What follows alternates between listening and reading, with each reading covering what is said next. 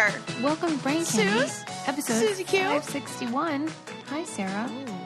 561. Ready for fun. Oh, boy. Oh, boy. Oh, no. Did you see that maybe you caught my Instagram story where I accidentally listened to the very first episode? Oh, yes. It was a real hoot. I would never want to listen. Like I didn't. it was a little bit like looking through journals from when you were 13. Yeah, cringy.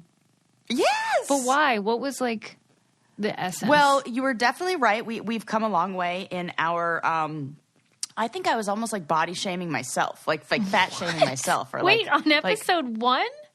Oh yeah, we're like definitely fat shaming language I'm using. Oh my God! Wait a minute. I say things like, "Oh, because I just got so fat on my honeymoon." Like I would never say that now. Right. I would say, "So what?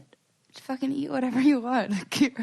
In fact, right before this episode, I ran to the kitchen to get my coffee, and as I was coming out, like leaving the kitchen, I'm like, "Oh gosh, I want a sweet treat so bad." And then I snuck into my bag of chocolate chips, and I got like 5 chocolate chips. And then I was like, "God, why do you want chocolate so bad?" And then it clicked that my period's going to start like today. And I'm like, duh, no wonder. And then I had the compassion. I'm like, you get, in fact, chocolate for dinner. A chocolate cake for dinner. Fuck it. Dinner. Like, so we've definitely come a long way since episode number 1. I mean, if we had to think, though, your life has had some real twists and turns since we began. It's like, I was just getting married. Like, I don't even think I was married. Legally. Yeah. You were like, you asked me in episode 1, are you going to go by Sarah Rice or Sarah Patterson? And I'm like, Sarah Rice. Who's Sarah Patterson? Wow. Like, yeah, good call. Good little foreshadowing.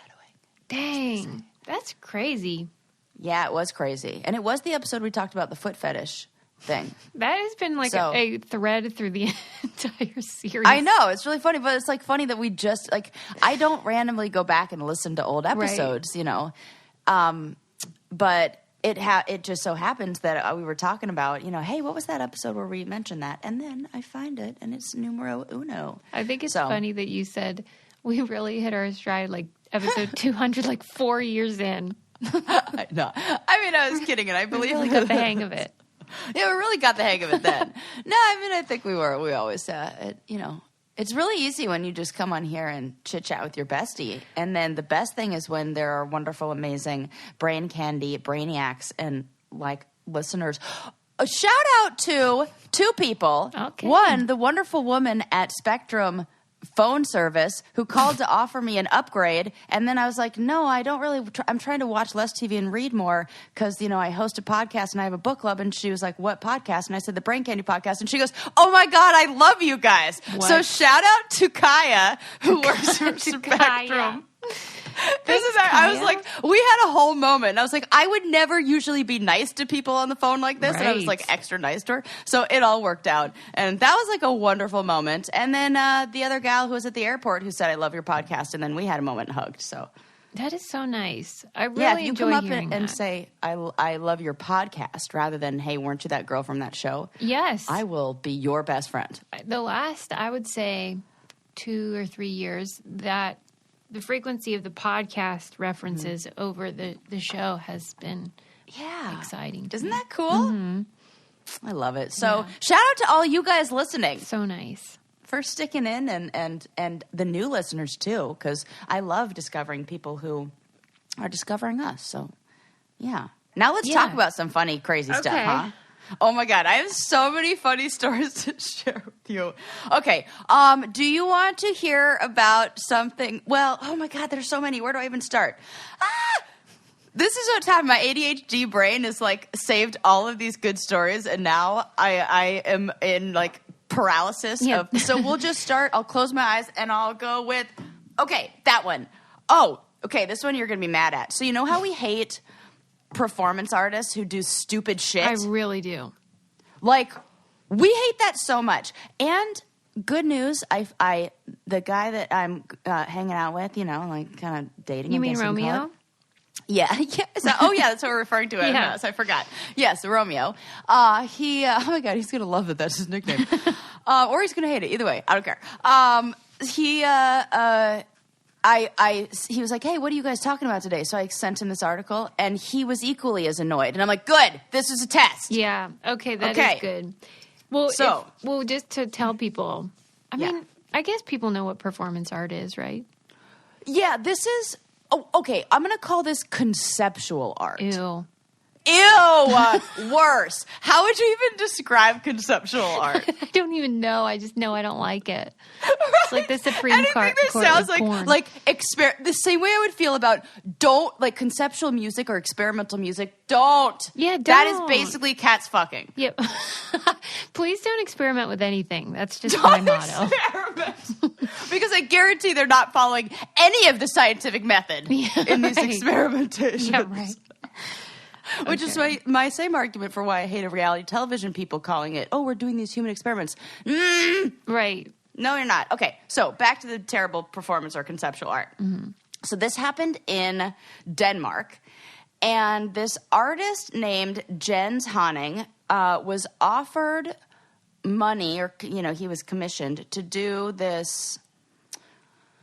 I don't even know. I think he was pretty vague about... what he said. He just said that he was going to they lent him a very famous work of art. Who's lent they? Oh, sorry, excuse me. The Danish Danish National Museum. Lent so this him was in art? Yeah, so they were doing something like they had contractually allowed him this space that was already deemed for, and it cost a shit ton of money. Yeah, it was over 500,000 Danish kroner, which I think translates to about $100,000. Okay. Yeah. And I'm still confused as to whether it was actual goods that cost this much, because it then said that they offered to pay him $4,000. So I think that there was a lost, spoiler alert, you'll find out. Okay. But that this $100,000 was something that the museum had put up of here, funding. Here you go. You can, yes, funding, but not in cash. It was in something that was anyways. So he said, oh, yeah, I'm going to do that work. It's going to be great, and blah, blah, blah. And then he delivers them a box or just a glass frame that was absolutely empty. I hate it. And he called the art, take the money and run. No. Yes. So he says, that's why it's almost hard to even explain what the conceptual art was and what he was even, because it's I don't even think he had an idea of it, but because what I do know about are all of the other horrible things that came afterwards, all the quotes that he said, for example, I encourage other working people who have conditions as horrible as mine to do the same. If you're working some shitty job and not getting paid and are in fact actually being asked to pay to work, then grab what you can and beat it. I'm sorry, what horrible conditions were you working in, modern artist, in your loft? In Denmark, guaranteed in your socialized healthcare, you are not in shitty working conditions. I mean, I get the message that he's trying to send, but I don't think he's the right person to fucking send it. No, and I don't even, it almost feels like an FU to the art world. That's right. He said it's a protest against low wages and working conditions in the art world, but... you're just going to take the money and then not do anything. And who is that? You're not really... This feels like more of that Banksy shit. And when it's I don't know that this is a white guy, but I know it's a white guy.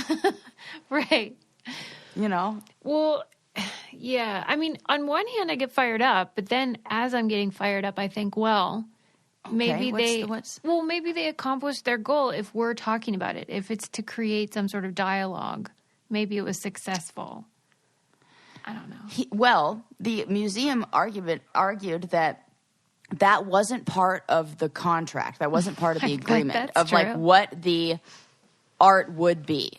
that there would be something that was like a material. So like he violated the contract, I think is what they're arguing. Of like, yeah, sure, we get that we're doing that, but that's not what we paid you to do. That's like, I farted in a hallway and called it art. Well, we needed some actual stuff. I think we needed some material. Because museums usually, or not, maybe not museums, but exhibitioners usually, and art houses usually go along with this shit when it doesn't affect them, like their pocketbook.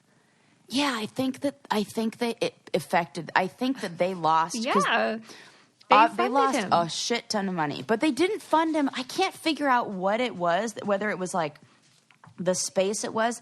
It said to recreate 2 of his earlier works, the works which were initially showcased and consisted of 2 canvases encased in glass that contained the average incomes of Denmark and Australia real banknotes. So it was like they put up.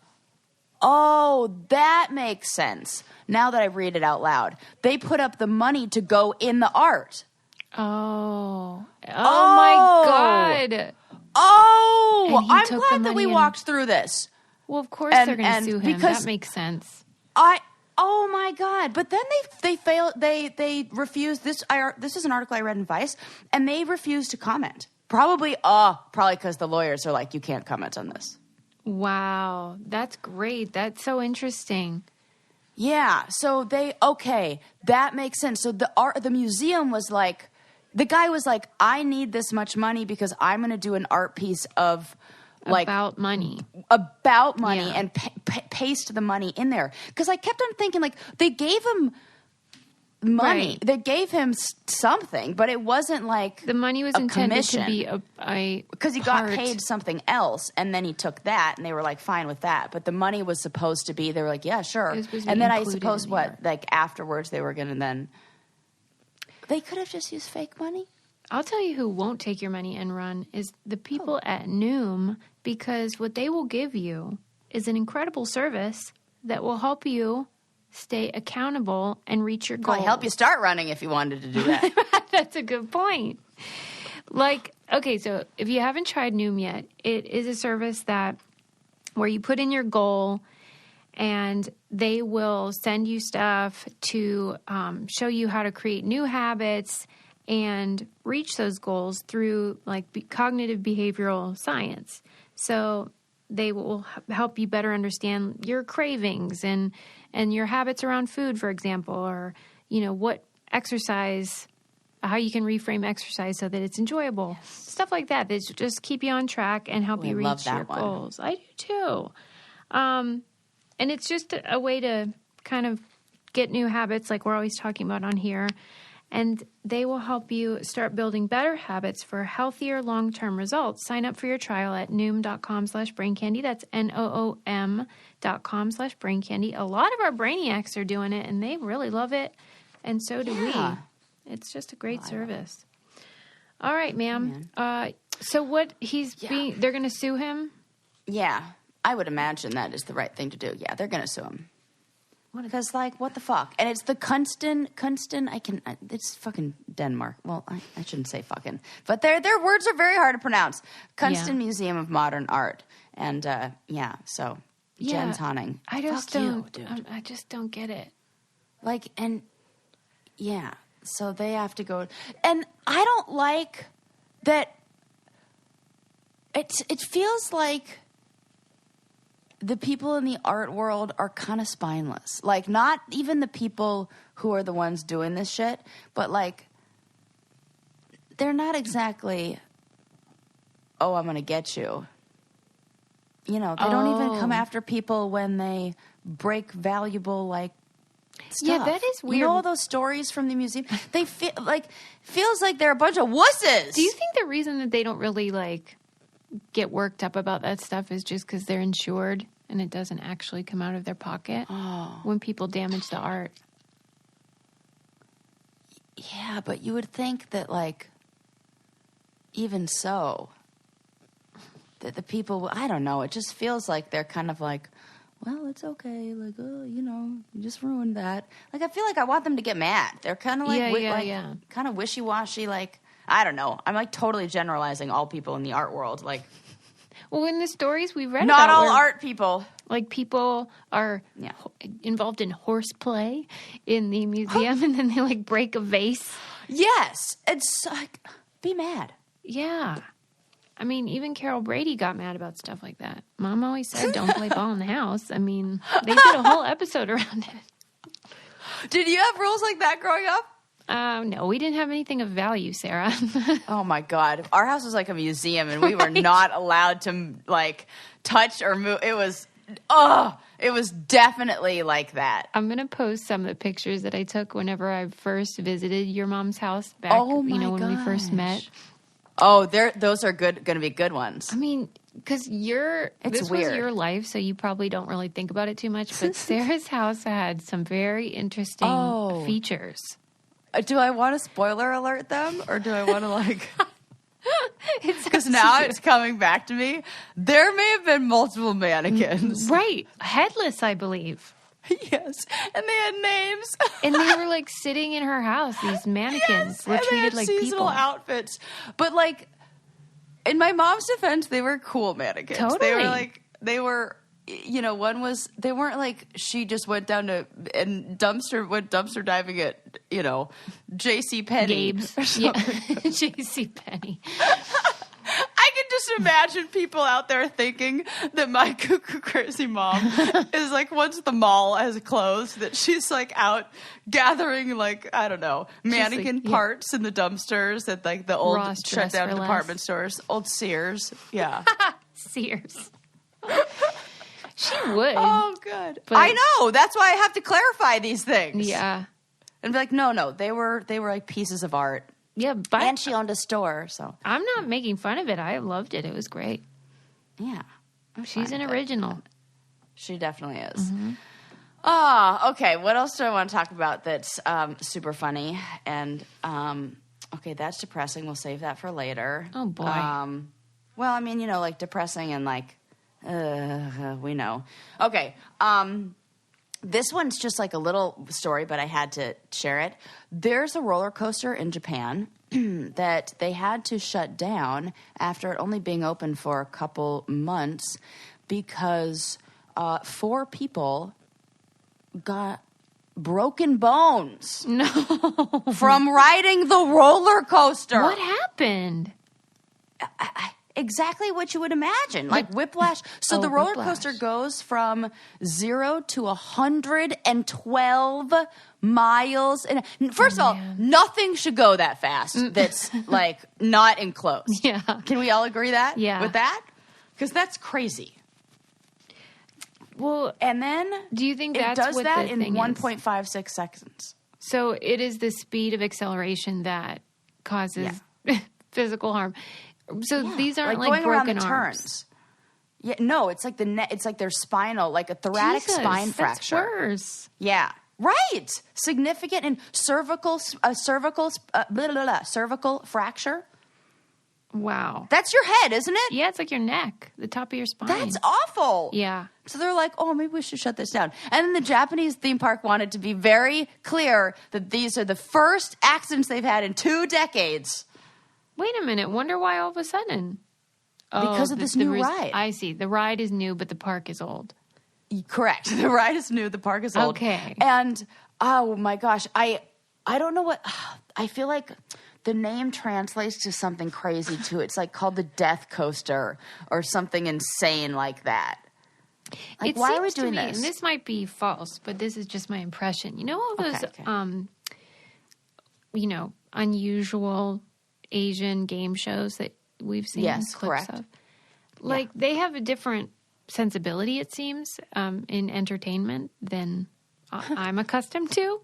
Correct. And so it just seems like they are game for any kind of weirdness like this. Why is that? Wonder why culturally. I don't know. I feel like Wipeout and cervical spine injury or fracture might be not quite in the same category. Yeah, true. Like I think there's nothing more hilarious too than people running up a hill covered in KY jelly. That is my favorite. This? That was on Wipeout? That is on every single... That's always the final game on, like, every single one of those Japanese, like, Wipeout shows where they have to climb up a weird mountain and they're going around each other. And there's always... The last thing is always an uphill climb covered on some slippery surface covered in KY jelly. I'm surprised we've never had to do that. Have you on the show? I've had to go down a slide covered in KY jelly or something of the sort, like baby oil. That was awful. What was that? Oh, that was I just quit that final. That was the one I went out in an ambulance. What was so bad about it? That part. So, well, that was the cutthroat final. And what happened that week of the challenge on MTV, if you guys are only brain candy brainiacs and have no idea who we are that would be nice. Outside of this show, hey. So it was the cutthroat final, and a few things happened. Number one, it was it was before they, or I should say, it was the season they realized that they need to give all of us camel packs. Or backs. Right, I never know which is right. So you don't Camel die. back, I think. So we don't die. And it's because two of us almost did friggin' die on this. So how they used to do water stations, or how they used to give us waters, there would be stations at different places along the... And it would be like a Dixie cup worth of liquid. Oh, Suze, what they did for this one, they put out metal barrels. Oh my God. The barrels, like a trough. A trough. Right. They filled that with water. But here's what happened. So we're doing the final, and there are different stages of the final. And one of the very first things that we have to do is, and first you should know that out of the blue, it had been very mild weather. It was like 68, 72 max, like every day. Perfect. Like, light breeze. I can definitely run a final on this. No problem. There was a heat wave that week, and it got up to in the 90s, and they were not expecting this at all. So it's 90 plus degrees outside. One of the first stops that we have to make, one of the first challenges tasks we have to complete, is our team has to go down this slide face first, which is so annoying. Why did it have to be face first? I don't know. That's why it's annoying, to make sure that it was the most painful and the most uncomfortable, and we got the most covered in what they were going to do to us. So we had to go down this slide that was a wooden slide that they had covered in, or metal slide or something. It was metal. It must have been a metal slide that they had covered in plastic, like black plastic trash bags that had been sitting out in the sun. And then they covered them with baby oil. They were 1,000 fucking degrees. Yeah, did you get burnt? Yes, and then we had to slide down that into sawdust. Oh, no. That's how we had to start the race. So we had to run the next fucking 8 miles covered in sawdust. I mean, that is Do you know how uncomfortable... That was the same challenge that they tear gassed us. Do you know what it's like to be tear gassed? I do. Not because of anything I've done. I don't. Sarah, have you been involved in looting or rioting or heavy protesting or any sort of like, nope. Just reality television. Yeah, not civil disobedience. War, civil disobedience, yeah. Well... Political unrest? Nope. Well, whether someone is protesting or on a challenge, we all need to hydrate. And I definitely needed to hydrate that day. I could have really used some of this, for goodness sake.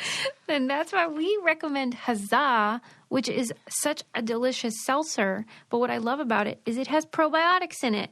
So it helps with that gut situation we're all working on. And, well, frankly, it just tastes delicious. Yes. They have just 3 grams of sugar, and they have like raspberry and lemon, strawberry and hibiscus, juicy pear, really nice flavors. They're great with as a mixer or on their own. They're just yummy. And you should get ready to fill your fridge by stocking up on Huzzah Probiotic Seltzer by using code BRAINCANDY for 20% off your order. Go to drinkhuzzah.com. That's code BRAINCANDY for 20% off at drinkhuzzah, HUZZAH.com. You know what I'm thinking these are great for? The holidays are coming up, and I like going to people's houses and like not a lot of people drink soda anymore. I know. And having another option is really good. And also, kids will like it. Yeah, I just saw a recipe. And you don't have to feel bad serving it to the kids. This would be perfect for, there was a recipe where you mix like pomegranate juice and I forget, lime and something else. And then you put in activated charcoal and it makes that kind of like a dry ice effect. Oh! Yeah, for spooktacular celebration. Okay. Well, I want to do that. It. You know I love it. Right. Yeah. Anyway. Okay. Where was I? Oh, yes. Jelly. Sliding down a slide into sawdust. So. Would you say that was the worst you ever had on the challenge? The worst experience? In that respect. I will say, it might be tied with this one I was so mad about. It might be tied with, not during. During, this one was the worst because running with sawdust on you was, you get little splinters. Yeah. And we're wearing those compression shorts, and this is absolutely getting all the places you don't. Yeah. Yes. Mm-hmm.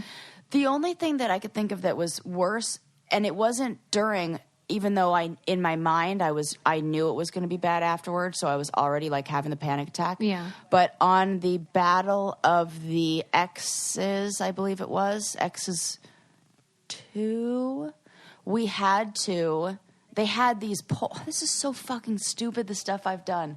When I describe this to anybody out loud, this sounds crazy. Yeah. Okay, it was a pole that was covered in soap. And we had to grind back and forth with our partner, wearing down the soap on this pole, and you're straddling it between your legs. I remember that gave you a bit of a problem. Of course it did. I'm going for 30 minutes. I'm grinding back and forth. I won't even use laundry detergent that has any sort of like pH that's off. Mm-hmm. I'm now going to seesaw my hoo-ha on your fucking bar of soap that I guarantee is not pH balanced for her comfort. This is something I've noticed on the show where, like, I don't know whether they realize what they're asking people to do. I mean, because, right. Everyone uses soap, so they wouldn't think it was torturous. I'm like, guys. You know what I mean? Like, do you think it's an innocent mistake? They don't think it through? Yeah, because I think it's dudes who come up with this shit. And they don't have vaginas. And they're like, oh, you guys wouldn't like it if soap gets in there? Yeah. Fuck off. So that one is the only thing because afterwards, and then, don't you know, 2 days later, I was like, excuse me, gonna need some over-the-counter stuff to take care of what you did to me. Yeah. Gyne-Lotrimin. Good Lord. I'm sorry, Sarah. I'm mad about it. Anyways. It is funny how we can get mad again 10 years later. Oh, I'm mad. Now it's the feelings about the feeling. Now I'm twice as mad because I wasn't mad then. Mm-hmm. Now I'm coming to the defense of little Sarah, who was gung-ho to do anything and was a people pleaser and helped you guys out, and you just took advantage of her. Seriously. For real. Mm-hmm. I hate it. Like, oh yeah, also run naked. Fuck you. So run naked. Right? Like, I can't. I think, but I'm just like, that's fucked up. Yeah, that's why it makes me laugh. In front of everyone in Mexico. How many people do you think watched you run naked? 100. Really? How many is too many? Let's play that game. No. 5? Yeah, I agree with you. I just think the viewer... I'm getting mad not at you. You're mad at me? No, I said I'm not getting mad. I'm the person I'm mad at is obviously not you. Well, I'm just saying, like, I don't think the viewers necessarily realize how many people are there. And so I just am trying to tell them. Yeah. Oh, yeah, absolutely. They don't realize that there's a whole crew, not just the crew that's our crew. Then there's also there's people that they have to hire that are locals to lock down the set. Yeah. So there's like random security guards that are local guys who like work for the hotel or whatever area we're in. And I'm sorry, but if I find out that there's a group of attractive American, or anybody, doesn't matter where they're from, attractive people who are stripping down naked and running, and I happen to have some free time in my schedule and you get those binoculars out, kill a few hours, I'll come down there and check that out. Well, let me ask you this. What do you think is worse for you?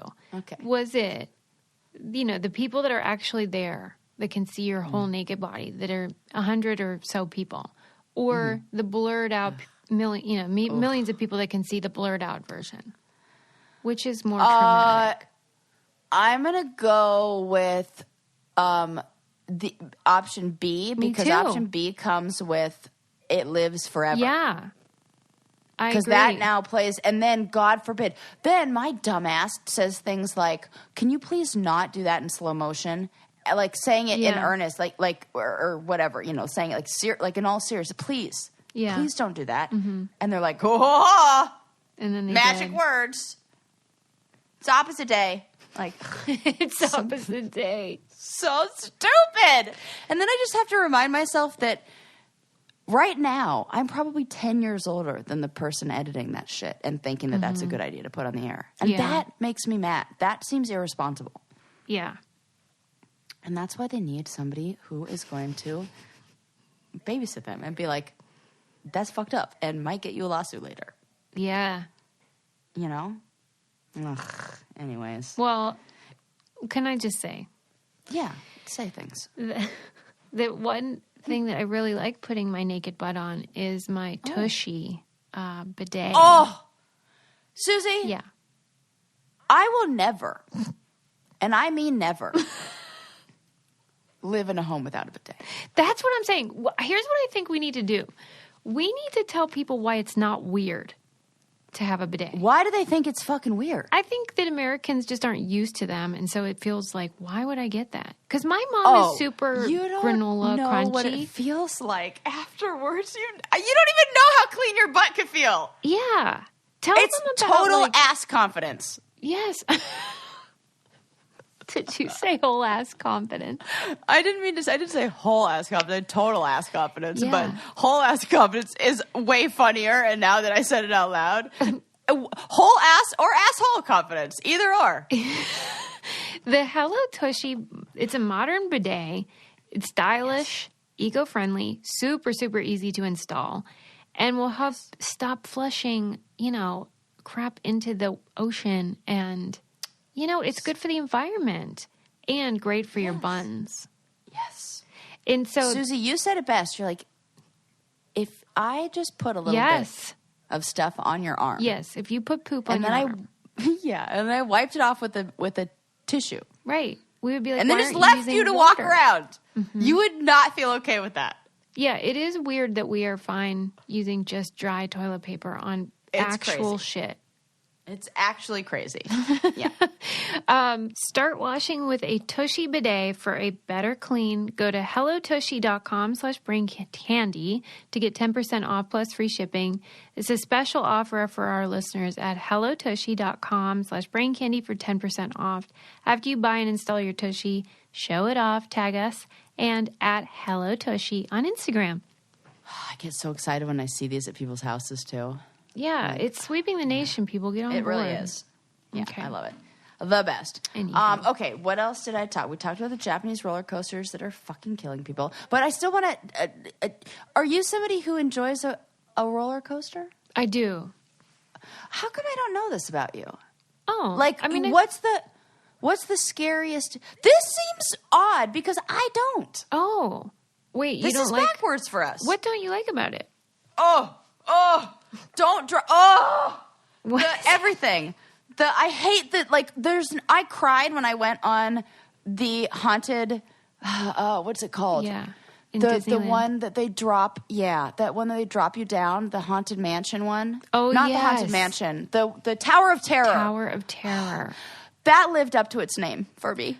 Okay, so you get scared at the drop. I actually cried. There was a 7-year-old sitting next to me who was like, pull yourself together. Why? You thought you were going to die? Pull yourself together. What happens is like, get it together, lady. Right? She looked at me, she's like, oh, for fuck's sake.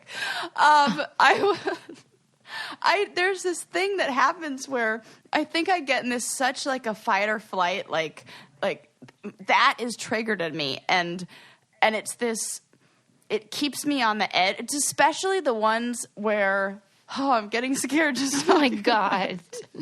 Where out of nowhere, I'm honestly feeling like all the blood rush out of my body, where they just drop you out of nowhere. It feels like I know it's coming and I know I'm not going to like it. Mm-hmm. And then I'm very sensitive to that. I feel like it's gotten way worse the older I get. Yeah. That feeling of being of your stomach doing the, yeah, so but why doesn't that same thing affect you like on stuff you did on the challenge? Heights and... But I'm not falling. It's the act of falling and it's the not knowing. I'm totally in control. When I have a stunt guy harness me in to something and then he tells me to climb up that rope, I got it. That's me in charge of everything. There's nothing is going to jump out of nowhere. Nothing is going to... Oh, you don't like the element of surprise. I don't. I love it everywhere but... like, no, I hate surprise. I think I don't like the element of surprise. Right. It freaks you out knowing it's coming, but you don't know when. It's like IRL Jack in the Box, and it freaks me out. Do you not like haunted houses? I love hate it. Like I went. I laugh because like it totally goes against who I think I am. Yeah. So one of the first dates I went on with Ren, he took me to Not Scary Farm. And I had not been to Not Scary Farm or anything of the sort in 10 plus years. Mm-hmm. And I, in my head, was like, oh, I'm fucking cool. Like, nobody got this. Like, and I also thought I could remember back to when I was about 15 or 16. And when the last time I was at Not Scary Farm, and which, by the way, if you aren't familiar, is like people get dressed in like the zombie costumes. They jump out of nowhere and like it's all scary and blah, blah, blah. And they're like zombie mazes and haunted mazes and everything. And I went when I was about 16 or so. And I was definitely that 16-year-old who was over the top, screaming her head off, getting chased into like the gift shop. And I remember feeling like in my memory, I was like, yeah, I was probably like, you know, like being a little over dramatic, right? You thought as I might do. Anybody who knows me, like, shocker, or knew 16-year-old Sarah. So in my mind, when I went to Not Scary Farm this time or last time, I had that memory of this past version of myself, and I'm like, oh, I am much older and wiser now, and I don't need to do those silly things, and I'm gonna just enjoy the cool, like it's. This is child's play. That is not the case. Something happens, and I am the screaming teenager who jumps and runs out of there. And I know, I'm saying to myself, I say it. I'm like, I know that's like, I know. I'm looking at him, I'm like, I know it's a guy in a mask, but I can't help it. I think it's a good imagination. Yeah. My brain just kind of goes to that place and is like, I don't know. See, that makes more sense to me, though, because, you know, I don't know. I guess I find those more scarier. But roller coasters, that seems in your wheelhouse. It's the physical thing that it hurts. Like, it's not physically comfortable. What do you mean? Like your neck? Like the dropping, I feel like I'm actually going to throw up my stomach. You register that as pain.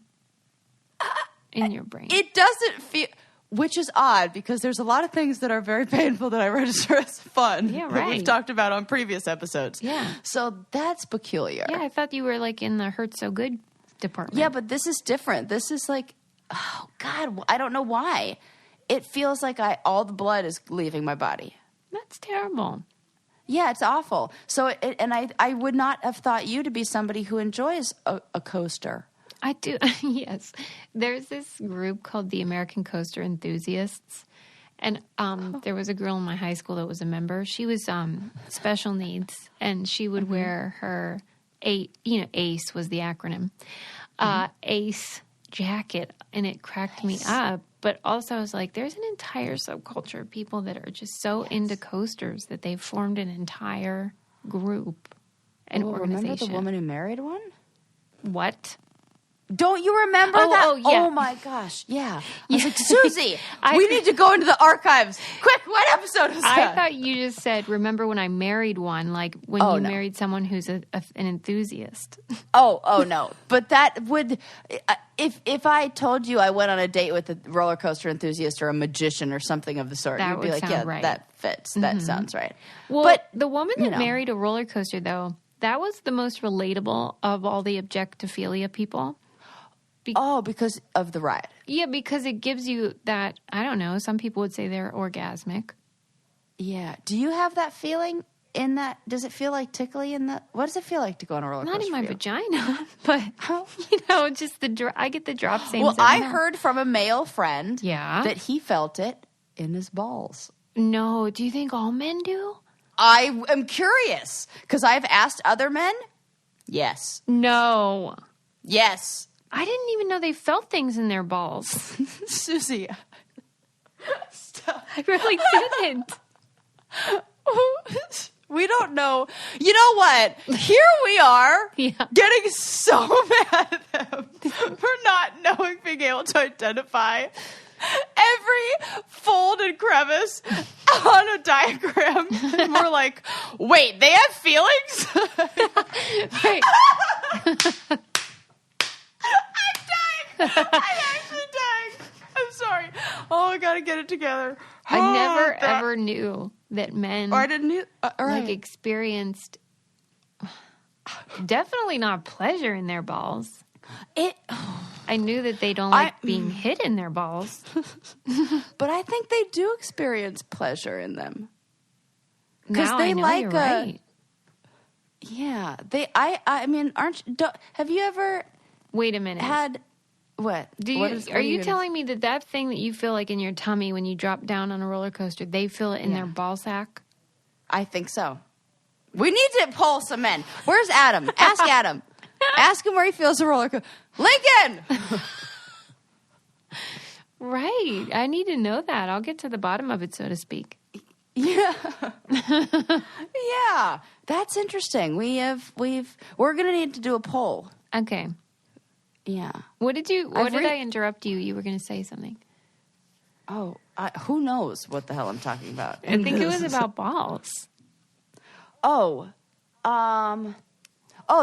think it's something about like us discovering that they could taste. Do you remember that? Oh my God. God. They were like putting them in soy sauce. Yeah, dipping them in soy sauce. Okay, but That's then true. I should have realized. I think I want to return to that. This is like now a totally random aside, but I'm going to share because I've been like, Susie and I have already talked about this, but I have to share it with other humans. So you know how we talked about how that like they did that with soy sauce, or there was something that said like they think that your like butt has taste buds. Yes. Okay. Well, then remember we realized, how when you eat spicy food and then you get ring sting when you do your number two. Yes. And then confirmed it to us that it must actually taste or we wouldn't feel the heat. 100%. Absolutely. Because then I got COVID, even with being vaccinated. Yep. So we got to always be careful and wear your mask. It is totally real, people. Mm-hmm. And luckily my symptoms were very mild. But one of the things I did have was total loss of smell and taste. Yeah. And one of the things that I absolutely didn't, I ate crazy spicy food. Yeah. Zero problem. In your butthole. In the butthole. Right. That's right. That was my nerve. My mom looked at me like the night we went out to Thai food and I was like, give me the spiciest shit you got. And she was like, this seems dangerous. Like, and also I should say that I did not go out while I had symptoms. Right. I had no smell for a month. Yeah. So they were like, can long go gone. On forever, right? So my mom was like, I am nervous. Like, maybe you should go slow. I'm like, nope, it's fine. I didn't feel a damn thing. So then when you did your number 2, it just felt great. Great. I didn't even know I was going number 2 because I couldn't smell it. Still used my bidet.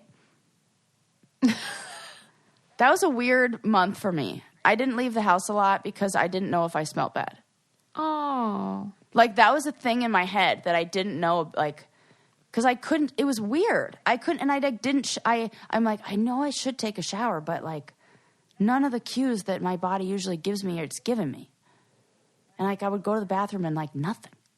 Wow.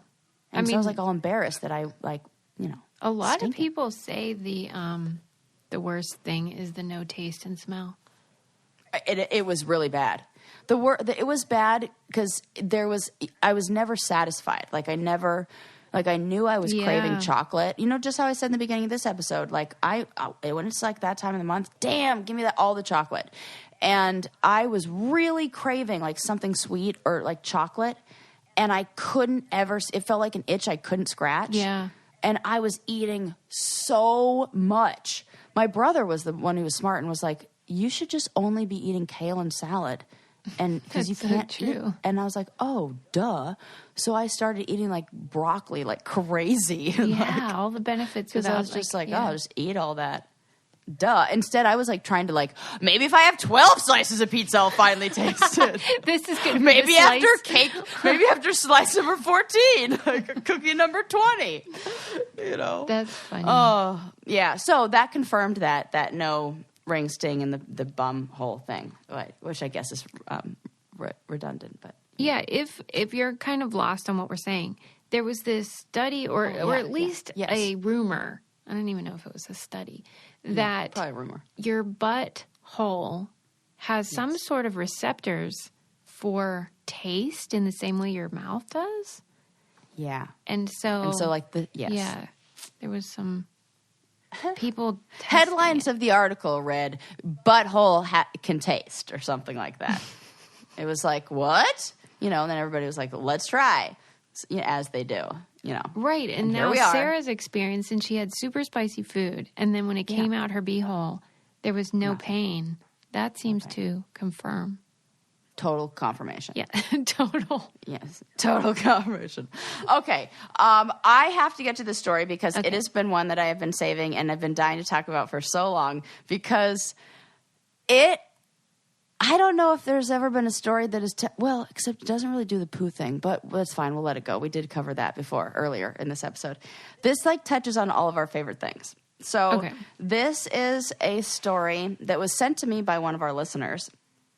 And wait, was this Veto Player on Twitter? I think so.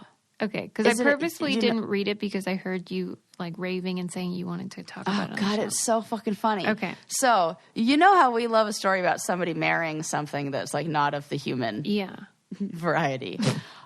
This is a species, right? This is a story about a guy who's essentially like in a relationship or married, like life partners with a bird.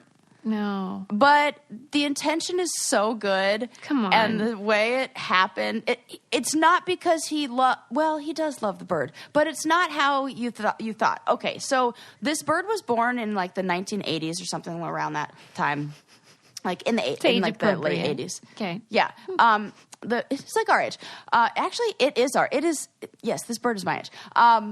So the bird was born during a time where we didn't have the information or know about birds imprinting on their mothers, like the first thing that a bird sees. You know how ducks do that? They're like little ducklings. No, tell me what you're saying. I don't know what you're saying. You don't know this? I'm not sure. Oh my God, I'm about to blow your mind with the most adorable thing. You're going to go on a whole, this can give you so many adorable videos to watch on YouTube and stuff. Okay, so when baby ducks are born or birds are born, they imprint on, and the first thing that they see, they think is their mother. Mm-hmm. So what happened, they call it imprinting. So if ducks or birds or whatever they are, and I don't think it's all birds, it's just certain kinds of birds that do this. So if birds are born, say, like in captivity, or like something happens and the mom's not there, and the first thing they see is a person, they imprint on that person, and they think that person is their mother. That's really or is cute. their... It's adorable because they will not leave this. They follow it around like, mom, mom. And the little noise, like, it's like the cutest thing. I love it. So, right? That's already adorable. So there's this bird who happens to be named Walnut. Oh, damn. What is the name? What is the kind of bird? It's huge. This bird like looks like it's like some sort of water stork egret looking thing. And it's a species that is it's endangered. So I was like, I couldn't remember the word. It's an endangered species. So like protecting it and keeping it safe is like of the utmost importance. So when the bird was born, it imprinted on a person, and it doesn't believe that it's a bird. This bird Walnut does not think that it doesn't know that it is a member of the species that it is. It thinks it's a person. So when it sees another bird that is the same kind of bird, it attacks them. And so they've tried to put this bird and tried to like introduce it to other birds of its same species. And the video was really funny because they said that they're kind of certain that this bird like Carol Baskined her like two male mates, like definitely might have murdered them. And so couldn't be around other birds. And so they transfer the bird to the Smithsonian Wildlife Center in 2014, and it's the same year that this guy, Chris, starts working there. Chris, whose last name, by the way, is Crow. No. Chris Crow! I love it so much. Right? I was like, there's the checkbox number 2 of things we love in stories. You know, the last name that totally lives up to, people live up to their last name. Hilarious. So... to say that this was love at first sight for Walnut was an understatement. Okay. This bird fell in love with Chris. And Chris what's he supposed to do? He's like, I gotta I'm working here. This is like part of my job is to help this bird out. Mm. But also how do we know that this bird loved Chris? Well, it was time for that bird to mate, and they were having trouble inseminating the bird. So you have to, in order to, it's a female bird. So they were, taking the male sperm, and they had to, capture the bird and hold it and then inject it. Mm-hmm. And they were having, as you could imagine, a difficult time doing that, and the bird was, WTF, Yeah, WTF, I'm not feeling this. I do not consent, is maybe what the bird was saying. So what they noticed is when Chris came, and by came I mean entered the room. Don't get crazy. I want to be very clear here. When Chris came in the room, the bird started doing a mating dance.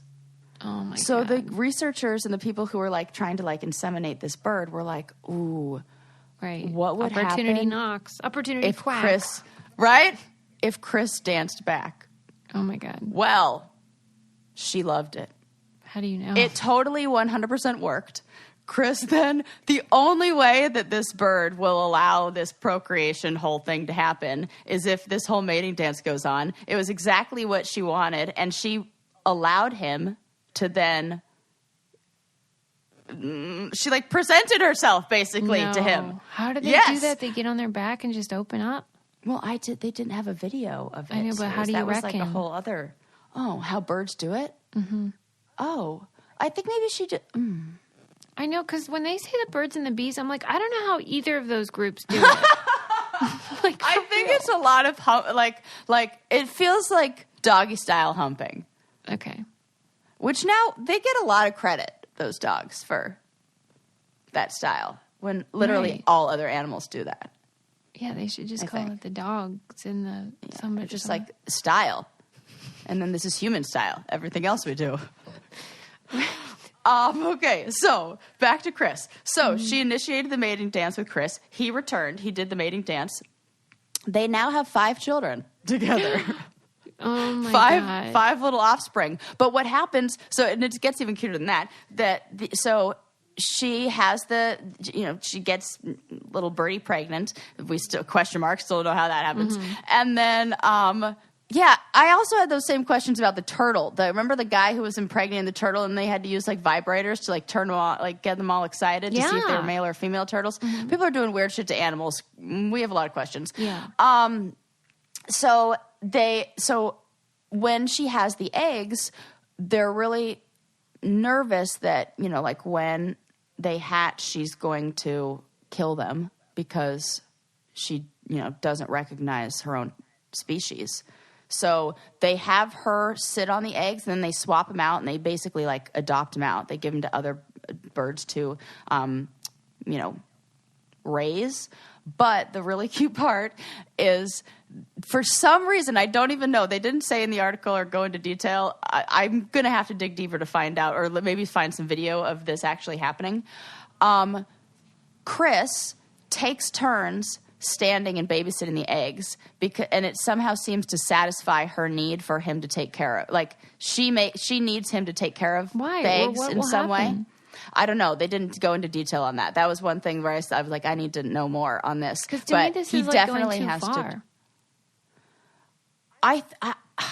I think it's one of those, we've got a good thing going, and it's just a funny system that like looks weird to other people. But okay, if I got to do this little dance, and then we don't have to hold this bird down to then inject them with semen or bird whatever, it's still semen. I think, then that's fine. And then if like he's got to like during the day go over, like how different is that than what do they do with pandas? Like they put people in panda costumes, and they have them play with the babies, because like we do weird shit like this. I feel like Chris needs a raise. Though. And this, you know how long these birds live? How long? Guess. I don't know, 10 years? 60. Oh no. This is a full committed. He's in it for life. Wait a minute. He's only 36 years. The bird's only 36 years old right now. So what are you saying he's going to have to do? This forever. Like, I mean, they're married. They're bird married. Wait, like, is she fertile for the whole time? No, I don't think so. That's actually a really good question. How long her fertile? Yeah. I feel like if she has already had 5 kids, like, yeah, I mean, give her a break. That's like a lot, right? She's good. Just ask Peg Meister. Right. Yeah. So, isn't that a funny story? I just think Chris Crow. I mean, Chris must be really nice to do all that. He does seem nice. Mm-hmm. Bless him. He's just like, oh, okay. I mean, like, I was only volunteering for one summer, but okay. Yeah, right. Now he's in too deep. He doesn't want to break up a family. Right. Oh my God. Let's write it down, Sarah. So, oh man. We talked about, people like busting bones on roller coasters and artists stealing art. Being stupid. I mean, that's real clever to basically break the law and just call it your art. Now that I really think, I've taken some time also to kind of reflect on like the stupidity of the Denmark national art, whatever the museum was. Mm-hmm. Why are you victim blaming? Well, I mean, they were just like, here's all this money. I feel like that was kind of not the smartest move. Yeah, they were asking for it. I mean, they weren't asking for it. I shouldn't victim blame. Anybody that uses the phrase "take the money and run," I have a real problem with. We hate them. Yeah, and then comparing, like, if you have really terrible work conditions like I do, I would love to see what this guy's work conditions are. Exactly. Defend yourself, sir. Explain yourself. Yeah, explain yourself. Go ahead. And we learned about Sarah's fear of Jack in the Box. Oh, yeah. And how Susie's like, whatevs, give me the roller coaster. I don't even care. I'll do it. It doesn't bother me, but maybe it would if I had balls. Oh, we need to find out about that. Yeah, we got to find out more. Yeah. We talked about balls and buttholes. It was birds. A lot of bees. Balls, buttholes, and birds. There you go. Don't forget to check out our merch, you guys, and our Patreon. Oh, so cute. I'm currently wearing the It's Hard Being a Person sweatshirt. I ordered it in a larger size than I normally wear for like a comfy baggy look. Yeah. I am never taking this off. Yeah, it looks great too with like little bike shorts. That's what I'm wearing them with. Yes, good choice. You knew my outfit. It's a no-brainer. Thanks, friends. Thanks, friends. We'll see you next time. Bye. Bye.